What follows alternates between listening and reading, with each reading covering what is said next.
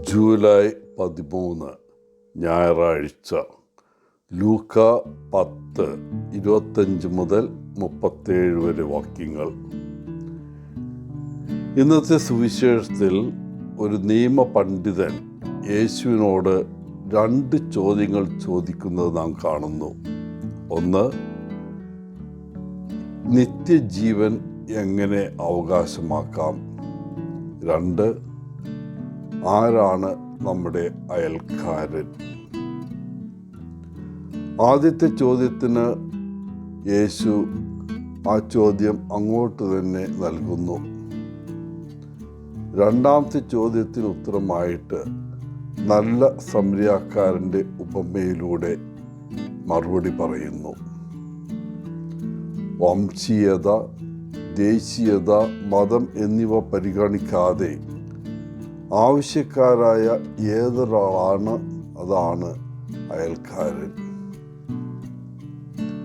തീർച്ചയായും നാം സ്നേഹിക്കുന്നില്ലെങ്കിൽ നമുക്ക് നിത്യജീവൻ അവകാശമാക്കാൻ കഴിയില്ല. ദൈവം സ്നേഹമാണ്. നമുക്ക് സ്നേഹമില്ലെങ്കിൽ അവനുമായി നമുക്ക് വീണ്ടും ഒന്നിക്കാൻ കഴിയില്ല. ആദ്യം നമ്മെ സ്നേഹിച്ച നമ്മുടെ ദൈവത്തെ എല്ലാ അസ്തിത്വത്തോടും കൂടെ നാം സ്നേഹിക്കുന്നു.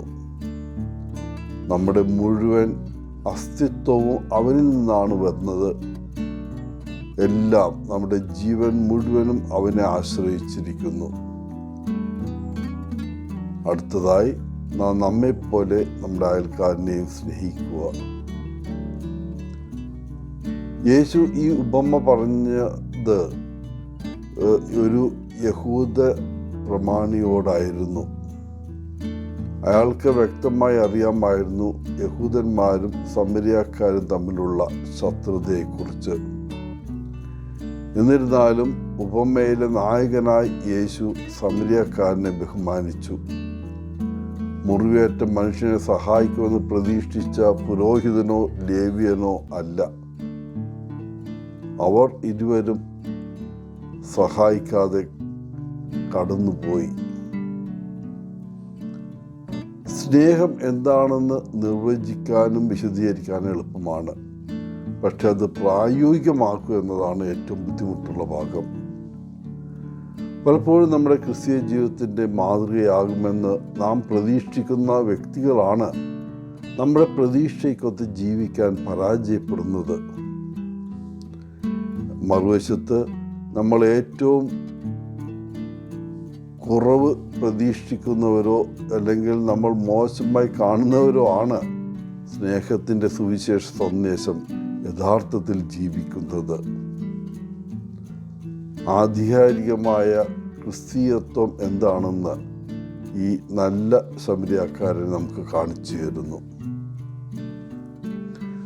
ഒരാൾക്ക് നന്മ ചെയ്യുന്നതിന് പരസ്യം ആവശ്യമില്ല. ആരും കാണുന്നില്ലെങ്കിലും അയാൾ സഹായിക്കുന്നു.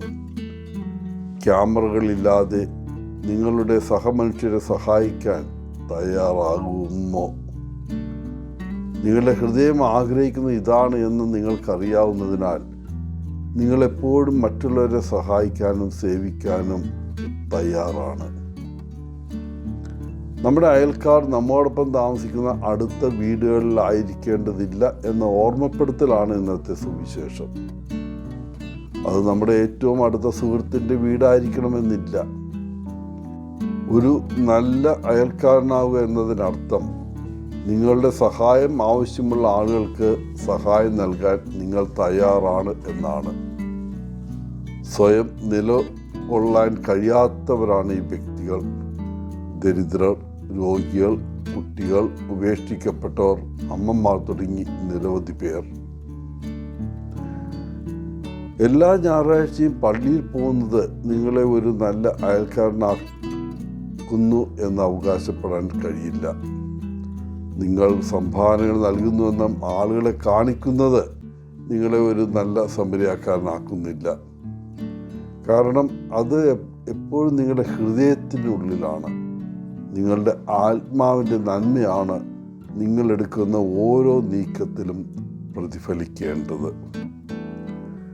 എല്ലാവർക്കും ഇന്നത്തെ ദിനത്തിൻ്റെ എല്ലാവിധ ആശംസകളും നേർന്നുകൊണ്ട് ഒത്തിരി സ്നേഹത്തോടെ പോളച്ചൻ CSSR ഫ്രം കേരള.